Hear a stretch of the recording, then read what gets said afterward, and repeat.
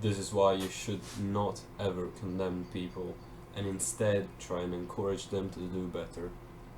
So, like, for example, if you did something wrong, right, and someone just instantly came at you with like insults and like, oh, you did this wrong and this wrong, you would feel probably not the best about it. You would probably get kind of mad at the guy because he's over exaggerating things, and you would probably like it more if he were a bit more, if he went a little more gentle with it and tried to make you understand what you did wrong and how you can improve, you know.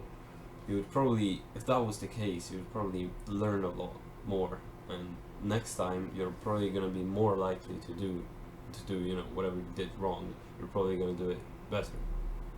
And this simple principle, which I'm sure you can agree with, for some reason we just have a very hard time doing, because we just can't win our feelings of wanting to insult the person because he did something wrong, to wanting to condemn them for their mistakes. And I think that once we learn how to, you know, control our impulses to just come at the person, if you actually learned how to speak to them and be kind and be more compassionate, because we can also make mistakes. It's not like we are perfect and they made a mistake so they must suffer because of that mistake.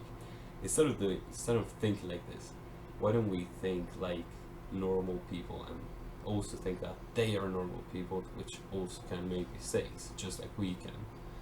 And if they can make mistakes, then we shouldn't condemn them for it, you know.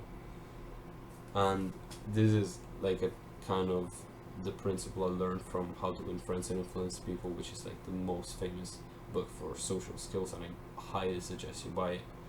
And I'm just beginning to read it, and I'm reading it in a kind of a weird way, but I'll make a whole video on this like in the future, on how to actually read these, you know, self-improvement books, if you want to put it that way. But I think it's just, you know, books on how to improve your life, basically. So I guess self-improvement books is a pretty good term.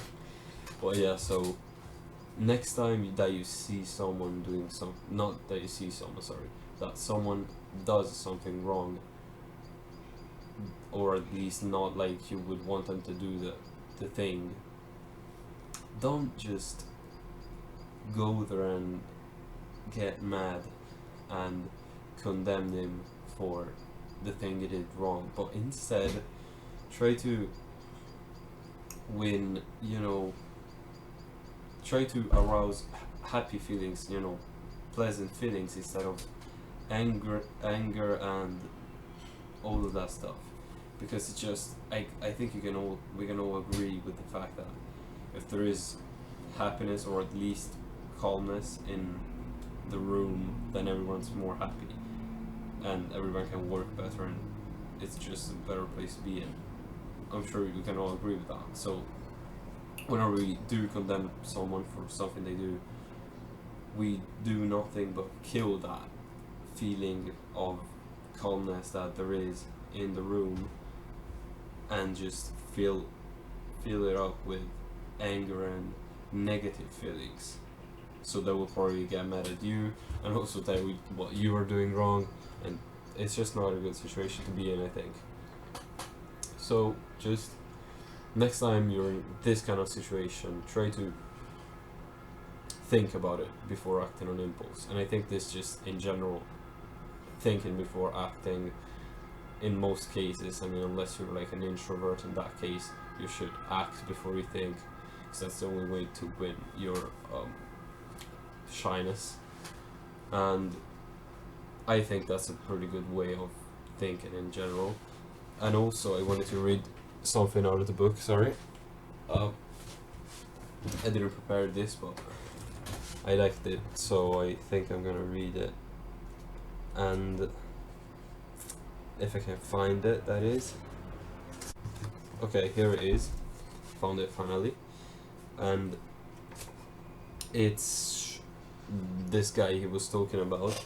He says the next time he found some of the workers not wearing their hard hat, he asked if the hats were uncomfortable or did not fit properly. Then he reminded the man in a pleasant tone of voice that the hat was designed to protect them from injury and suggested that it always be worn on the job. The result was increased compliance with the regulation, with no resentment or emotional upset. And just before this, he said that when the employee tried to tell them that they should wear their hard hats with like an aggressive tone and aggressive manner, the guys wore their hard hats in the moment, but then just took it off instantly because no one wants to listen to what an anger, like someone filled with anger, wants to say, you know. And this is also an example for why you should go gentle with it, basically. So yeah, this was about it, and I hope to see you in the next video, and I hope you enjoyed. And yeah, have a good rest of your day.